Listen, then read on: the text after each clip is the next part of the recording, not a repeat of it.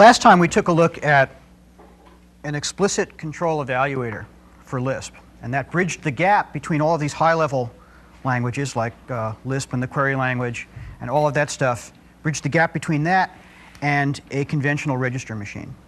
And in fact, you can think of the explicit control evaluator either as, say, the code for a Lisp interpreter if you wanted to implement it in the assembly language of some conventional register transfer machine, or if you like, you can think of it as the microcode of some machine that's going to be specially designed to run Lisp.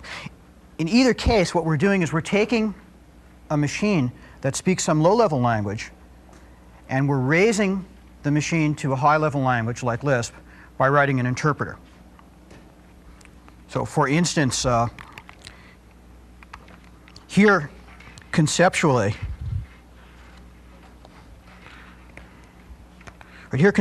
is a special purpose machine for computing factorials. Right? Takes in 5 and puts out 120. And what this special purpose machine is actually a Lisp interpreter that's configured itself to run factorials because you fed into it a description of the factorial machine. Right? So that's what an interpreter is. It configures itself to emulate a machine whose description you read in. Now inside the Lisp interpreter, what's that? Well, that might be a general register language interpreter that configures itself to behave like a Lisp interpreter because you put in a whole bunch of instructions in register language. This is the explicit control evaluator. And then it also has some sort of library of primitive operators and Lisp operations and all sorts of things like that. That's the general strategy of interpretation. And the point is, what we're doing is we're writing an interpreter to raise the machine to the level of the programs that we want to write. Well, there's another strategy, a different one, which is compilation. Compilation's a little bit different. Here we might have produced a special purpose machine for computing factorials, starting with some sort of machine that speaks register language, except we're going to do a different strategy. We'll take our factorial program, we'll use that as the source code into a compiler. What the compiler will do is translate that factorial program into some register machine language. And this will now be not the explicit control evaluator for Lisp. This will be some register language for computing factorials. Right? So this is the translation of that. That will go into some sort of loader, which will combine this code with code selected from the library to do things like primitive multiplication. And then we'll produce a load module, which configures the register language machine to be a special purpose factorial machine.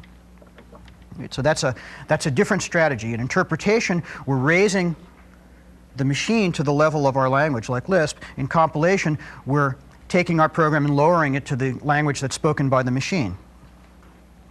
Well, how do these two strategies compare? The compiler can produce code that will execute more efficiently. The essential reason for that is that if you think about the register operations that are running,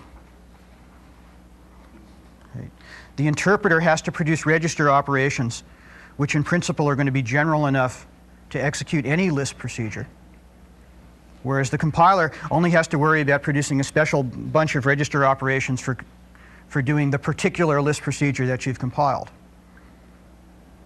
Or another way to say that is that the interpreter is a general purpose simulator that when you read in a Lisp procedure then can simulate the program described by that procedure. So the interpreter is worrying about making a general purpose simulator, whereas the compiler in effect is configuring the thing to be the machine that the interpreter would have been simulating.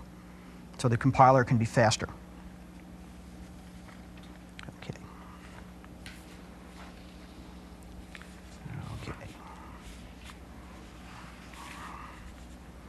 Okay, on the other hand, the interpreter is a nicer environment for debugging. And the reason for that is that we've got the source code actually there. We're interpreting it. That's what we're working with. And we also have the library around. See, the interpreter, the library sitting there as part of the interpreter. The compiler only pulls out from the library what it needs to run the program. So if you're in the middle of debugging, and you might like to write a little extra program to examine some runtime data structure or to produce some computation that you didn't think of when you wrote the program, the interpreter can do that perfectly well, whereas the compiler can't. So they're sort of dual advantages. The compiler will produce code that executes faster. The interpreter is a better environment for debugging. And most Lisp systems end up having both. End up being configured so you have an interpreter that you use when you're developing your code. Then you can speed it up by compiling. And very often you can arrange that compiled code and interpreted code can call each other. And we'll see how to do that. That's not hard. OK. In fact, the way in the compiler we're going to make, the way we'll arrange for compiled code and interpreted code to call each other is that we'll have the compiler use exactly the same register conventions as the interpreter. All right, well, the idea of a compiler is very much like the idea of an interpreter or evaluator. It's the same thing.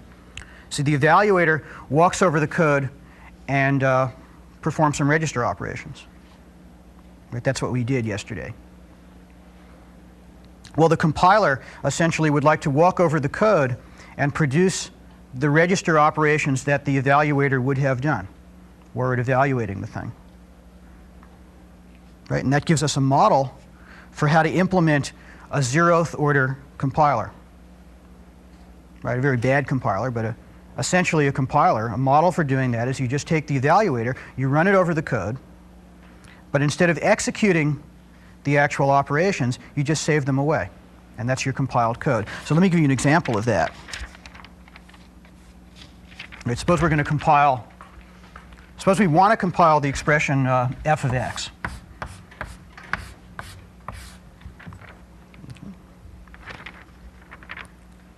So let's assume that we've got f of x in the x register and something in the environment register. And now imagine starting up the evaluator.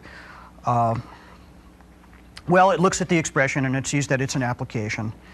And it branches to a place in the evaluator code we saw called EV application.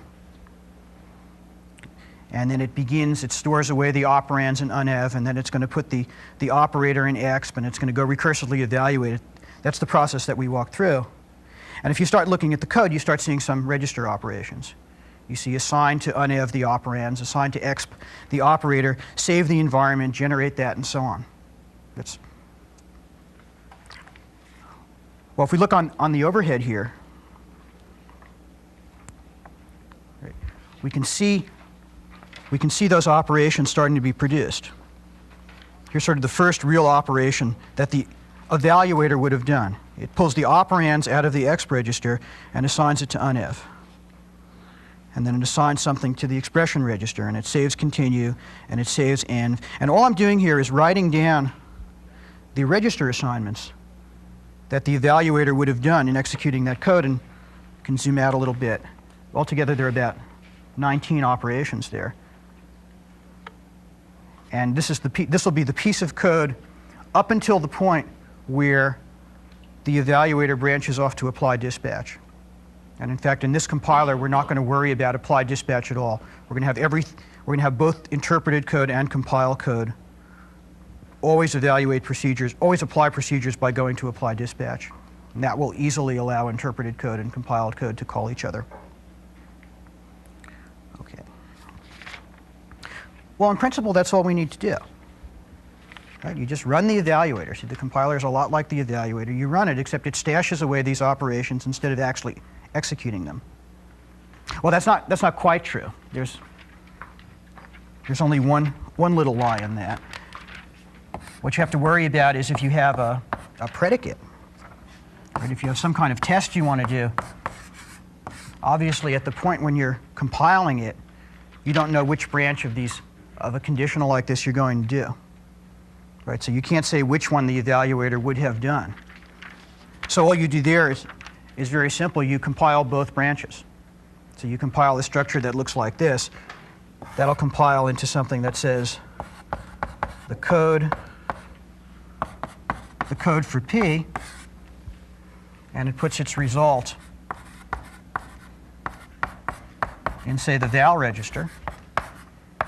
So you walk the interpreter over the predicate and make sure that the result would go into the val register. And then you compile an instruction that says branch if val is true to a place we'll call label 1.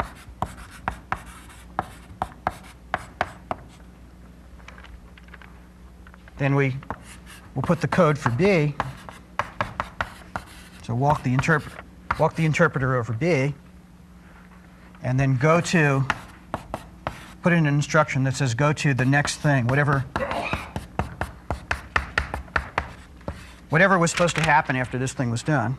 You put in that instruction, and here you put label 1, and here you put the code for A.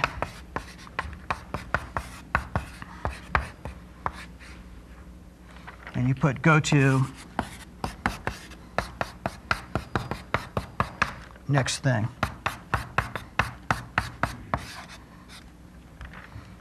Okay. So that's how you treat a conditional. You generate a little block like that. And other than that, this 0th order compiler is the same as the evaluator. It's just stashing away the instructions instead of executing them.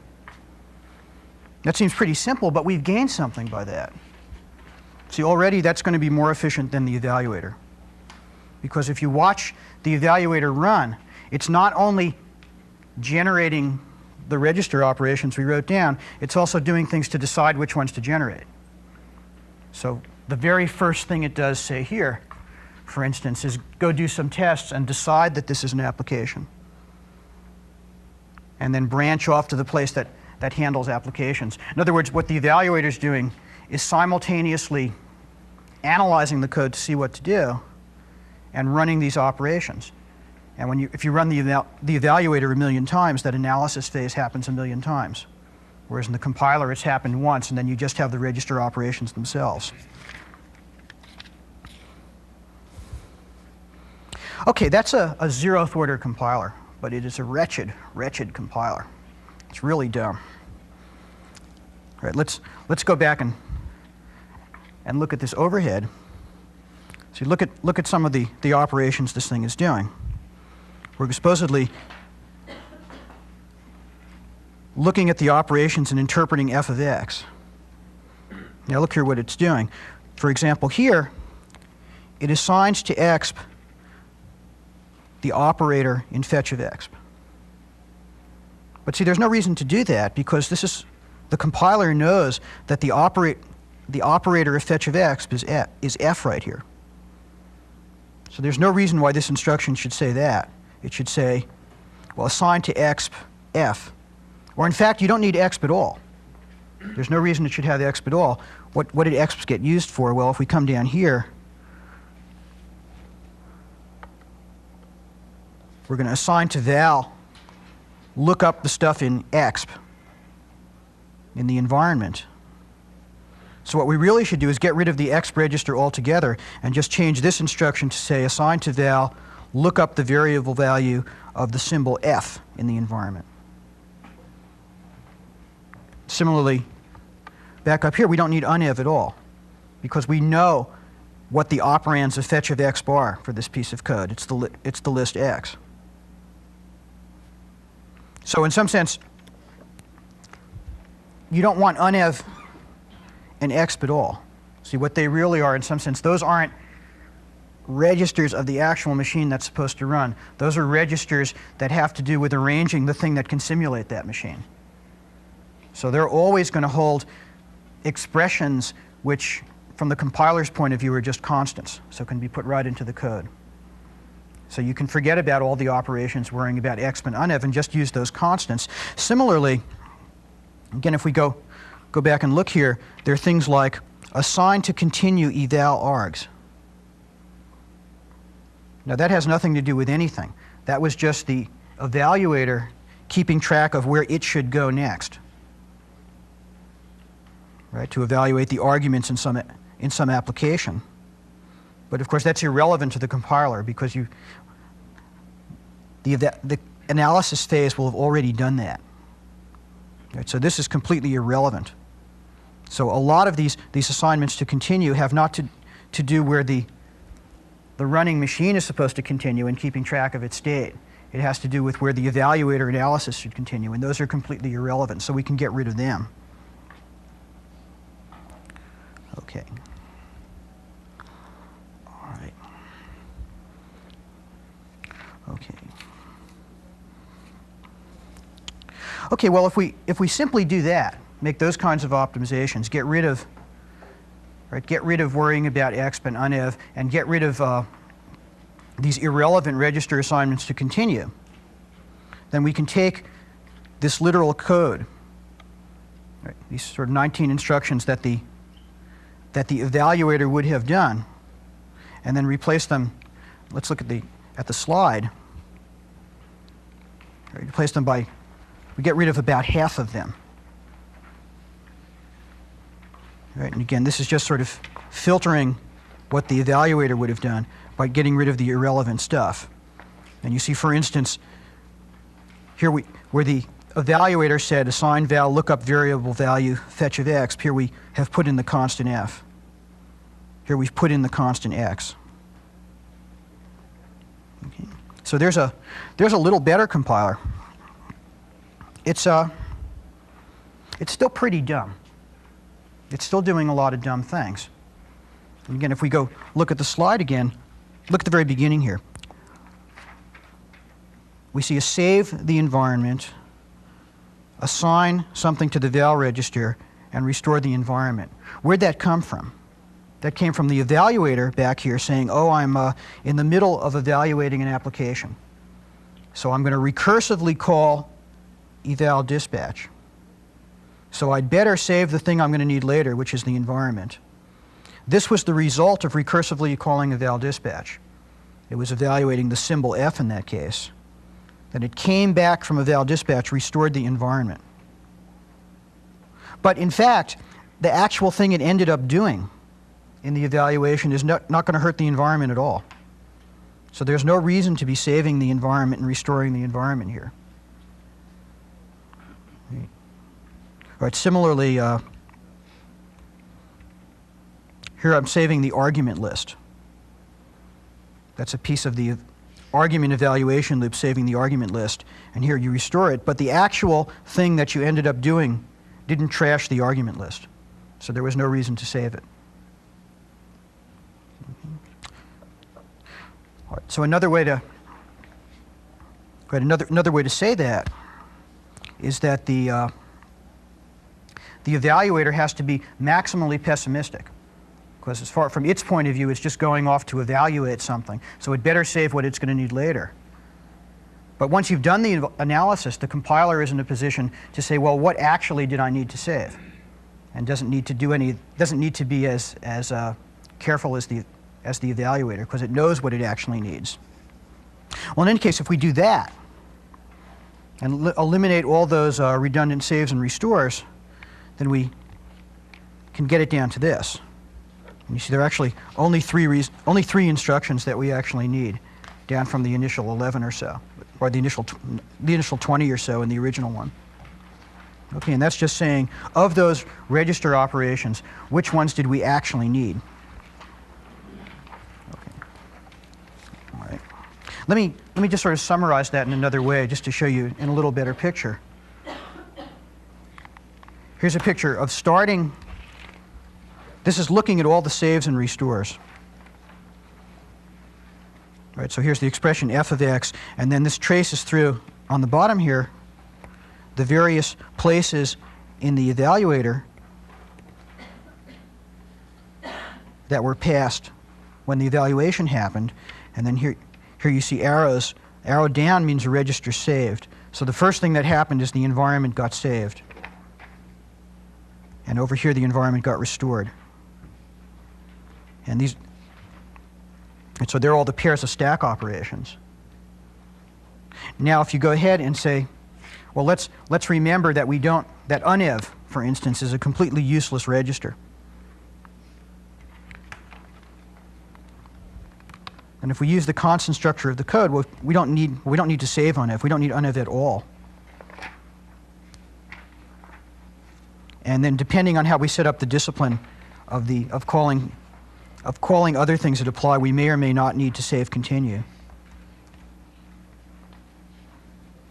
So that's the first step I did. And then we can look and see what's actually needed. See, we didn't really need to save and or cross evaluating f, because it wouldn't trash it. So if we take advantage of that,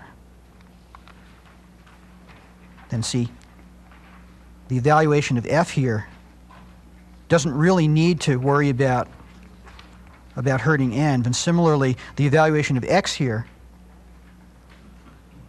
when the evaluator did that, it said, oh, I'd better preserve the function register around that, because I might need it later, and I better preserve the argument list. Right, whereas the compiler is now in a position to know, well, we didn't really need to do those saves and restores. So in fact, all of the stack operations done by the evaluator turned out to be unnecessary or overly pessimistic, and the compiler's in a position to know that. Okay. Well, that's the basic idea.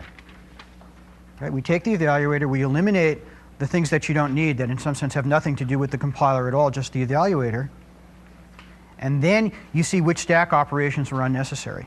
And that's the basic structure of the compiler that's described in the book. Let me just show you how that example's a little bit too simple to see how you actually save a lot. Let's look at a little bit more complicated expression.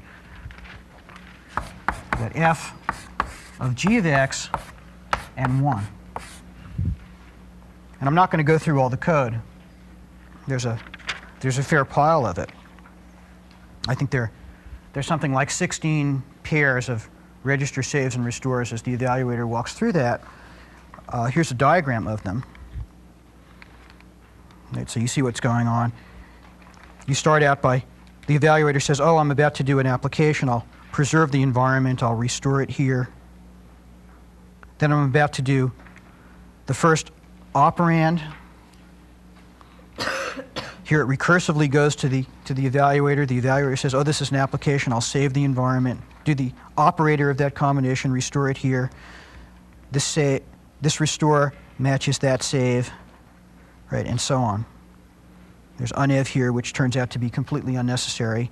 Continues getting bumped around here. The function register is getting saved across the first operand, across the operands. Right, all sorts of things are going on. But if you say, well, what of those really were the business of the compiler as opposed to the evaluator, you get rid of a whole bunch. And then on top of that, if you say things like the evaluation of f doesn't hurt the environment register, or simply looking up the symbol x, you don't have to protect the function register against that.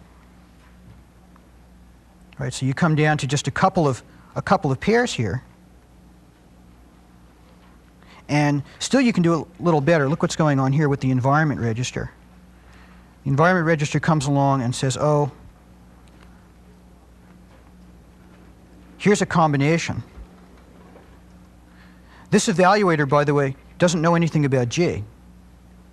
So here it says, I better save the environment register, because evaluating G might be some arbitrary piece of code that would trash it, and I'm going to need it later after this argument for doing the second argument.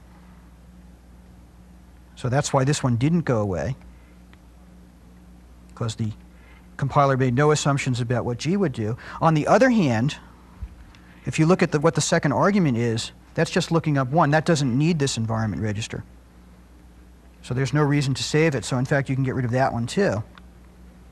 And from this whole pile of register operations, if you simply do a little bit of reasoning like that, you get down to, I think, just 2 pairs of saves and restores.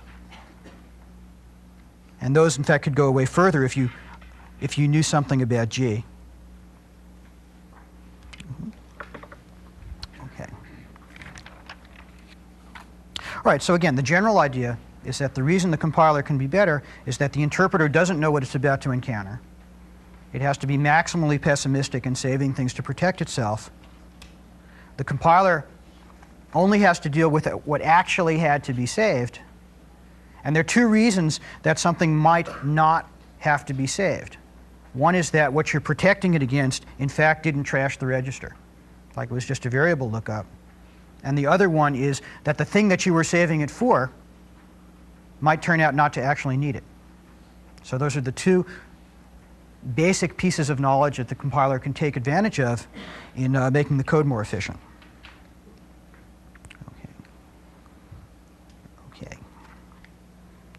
Okay, let's break for questions.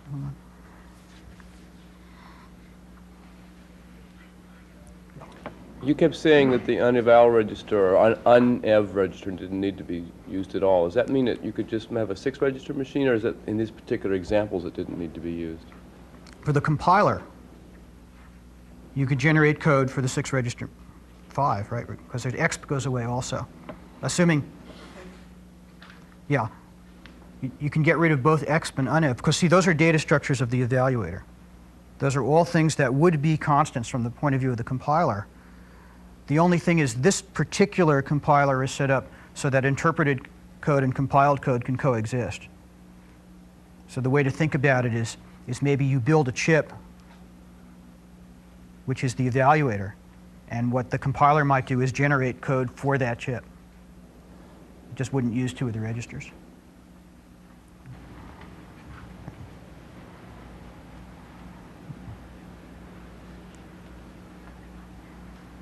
All right, let's take a break.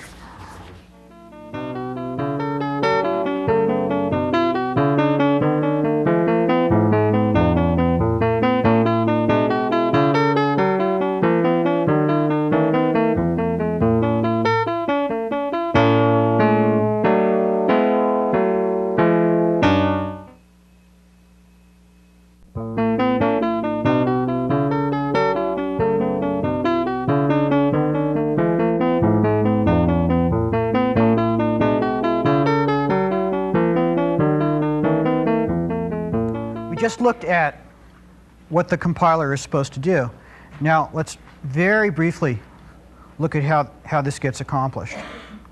And I'm going to give no details. There's a giant pile of code in the book that gives all the details. But what I want to do is just show you the essential idea here.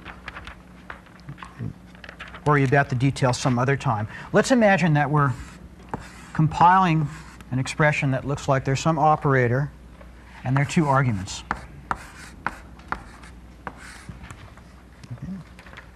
Now what's the code that the compiler should generate? Well, first of all, it should recursively go off and compile the operator. So it says, I'll compile the operator, and where I'm going to need that is to be in the function register eventually. So I'll compile some instructions that'll compile the operator and end up with the result in the function register.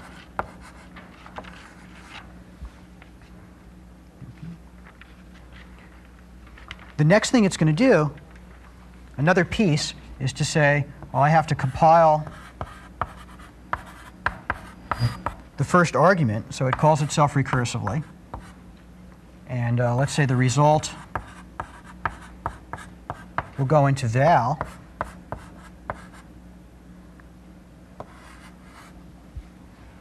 And then what it's going to need to do is start setting up the argument list. So it'll say assign to argle const fetch, so it generates this literal instruction, fetch a val onto empty list. Okay. However, it might have to work. When it gets here, it's going to need the environment.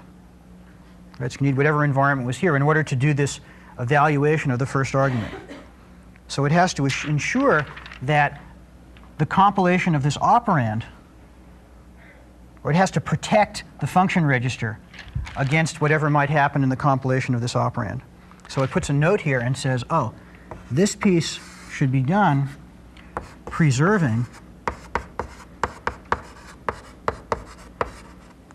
the environment register.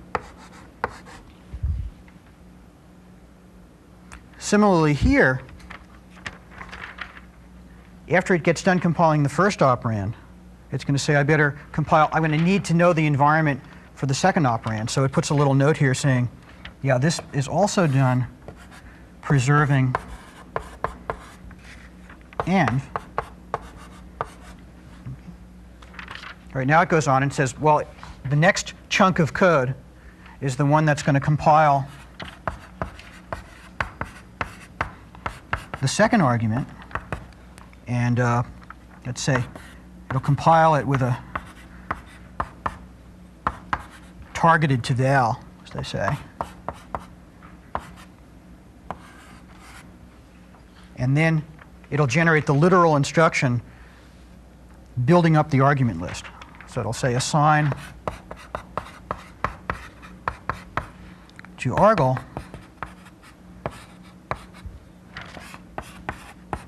const of the new value it just got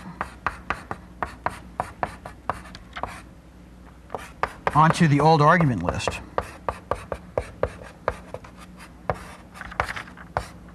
However, in order to have the old argument list, it better have arranged that the argument list didn't get trashed by whatever happened in here. So it puts a little note here and says, oh, well, this has to be done preserving argle. Right now it's got the argument list set up, and it's all ready to go to apply dispatch. It generates this literal instruction. Because now it's got the arguments in argle and the operator in fun, but wait, it's only got the operator in fun if it had ensured that this block of code didn't trash what was in the function register. So it puts a little note here and says, oh yes, all this stuff here had better be done preserving the function register. Okay, so that's the little, so when it starts sticking, so basically what the compiler does is append a whole bunch of code sequences. See, what it's got in it is little primitive pieces of things, like how to look up a symbol, how to do a conditional. Those are all little pieces of things, and then it appends them together in this sort of discipline. So the basic means of combining things is to append two code sequences.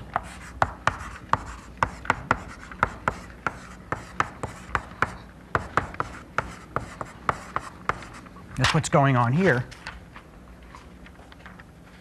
And it's a little bit tricky. The idea is that it appends two code sequences, taking care to preserve a register. So the actual append operation looks like this. What it wants to do is say if, here's what it means to append two code sequences. So if sequence 1 needs register, I should change this, append sequence 1 to sequence 2, preserving some register. Yeah. Let me say and, so it's clear that sequence 1 comes first. So if sequence 2 needs the register and sequence 1 modifies the register,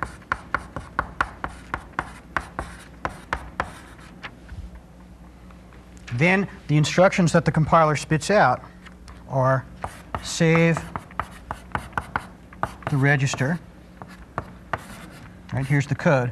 You generate this code, save the register, and then you put out the recursively compiled stuff for sequence 1, and then you restore the register.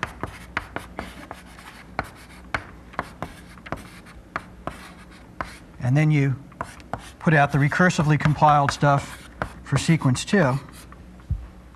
Right, that's in the case where you need to do it. Sequence 2 actually needs the register, and sequence 1 actually clobbers it. Right, so that's sort of if. Otherwise, all you spit out is sequence 1 followed by sequence 2. Right, so that's the basic operation for sticking together these bits of code fragments, these bits of instructions, into a sequence. And you see, from this point of view, the difference between the interpreter and the compiler, in some sense, is that where the compiler has these preserving nodes and says, maybe I'll actually generate the saves and restores and maybe I won't, the interpreter, being maximally pessimistic, always has a save and restore here. That's the essential difference. Okay?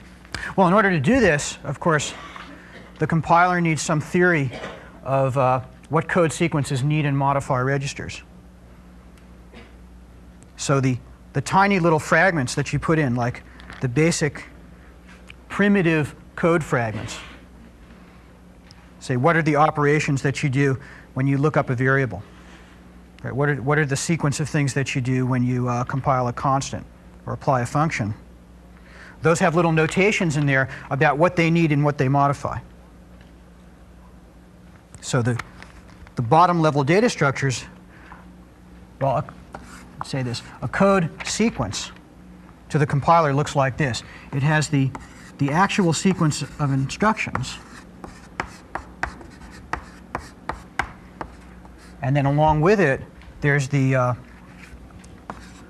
set of registers modified,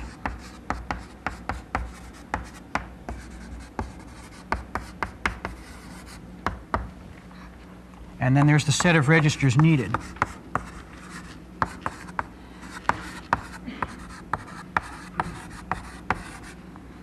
So that's the information the compiler has that it draws on in order to be able to do this operation. And where do those come from? Well, those come from, you might expect, for the very primitive ones, we're going to put them in by hand. And then when we combine two sequences, we'll figure out what these things should be. So, for example, a very primitive one, let's see, how about doing a register assignment? So a primitive sequence might say, oh, its code fragment, its code instruction is assigned to R1, fetch of R2. So this is an example. That might be an example of a sequence of instructions.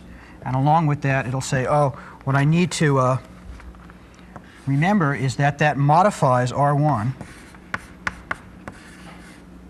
and that it needs R2. Right, so when you're first building this compiler, you put in little fragments of stuff like that. And now, when it combines two sequences, right, if I'm going to combine, let's say, sequence 1 that modifies a bunch of registers M1 and needs a bunch of registers N1,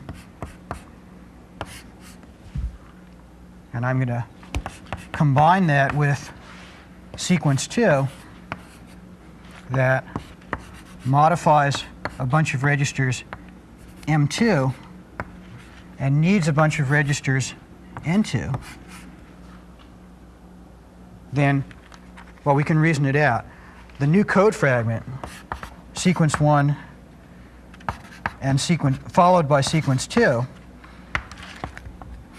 well, what's it going to modify?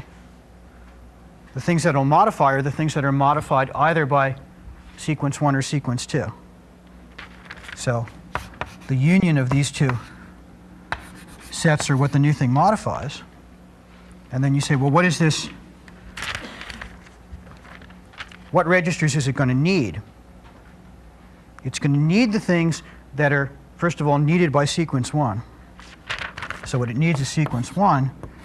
And then, well, not quite all of the ones that are needed by sequence 2. What it needs are the ones that are needed by sequence 2 that have not been set up by sequence 1. So it's sort of the union of the things that sequence 2 needs minus the ones that sequence 1 modifies, because it worries about setting them up.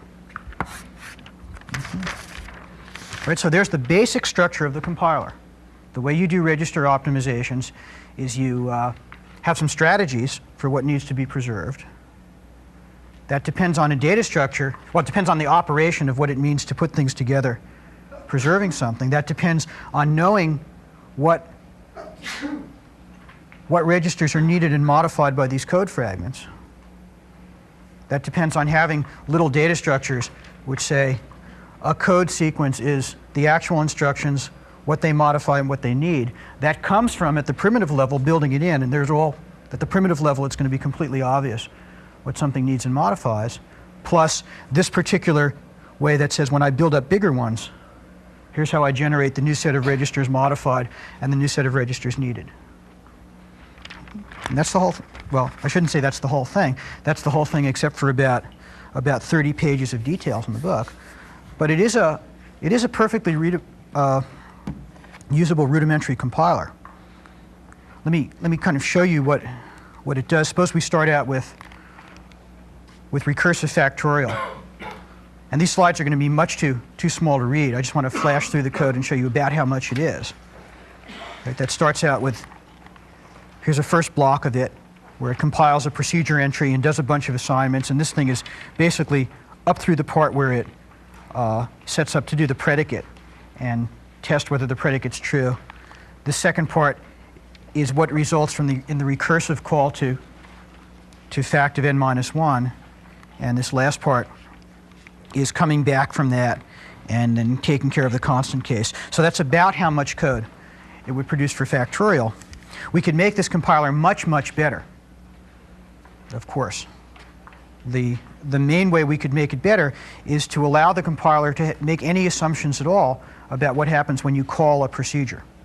So this compiler, for instance, doesn't even know, say, that multiplication is something that could be coded in line. Instead, it sets up this whole mechanism. It goes to apply dispatch.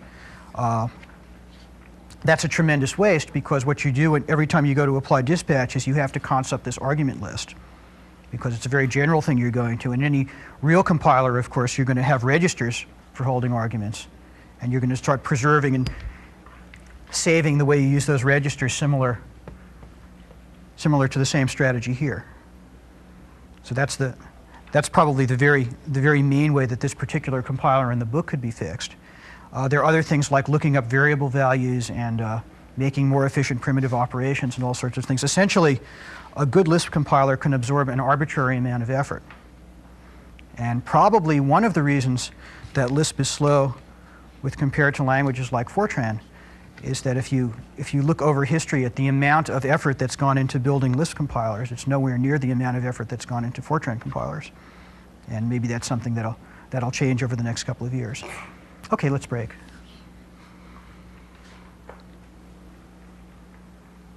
Questions? One of the very first classes, I don't know if it was during class or after class, you showed me the say add addition has a primitive that we don't see, ampersand add or something like that. Is that because if you're doing inline code, you'd want to just do it for two? You can just do it for two operands. But if you had more operands, you'd want to do something special. Yeah, you're looking at in the actual scheme implementation, there's a plus, and a plus is some operator. And then if you go look inside the code for plus, you see something called, I forget, ampersand plus or something like that. And what's going on there is that particular kind of optimization. Because, see, general plus takes an arbitrary number of arguments. So the most general plus says, oh, if I have an argument list, I'd better const it up in some list and then figure out how many there were, something like that. That's terribly inefficient, especially since most of the time you're probably adding two numbers. You don't want to really have to const this argument list. So what you'd like to do is build the code for plus with a bunch of entries. So most of what it's doing is the same. However, there might be a special entry that you'd go to if you knew there were only two arguments. And those you'll put in registers. They won't be in an argument list, and you won't have to const. And that's how a lot of these things work. Okay, let's take a break.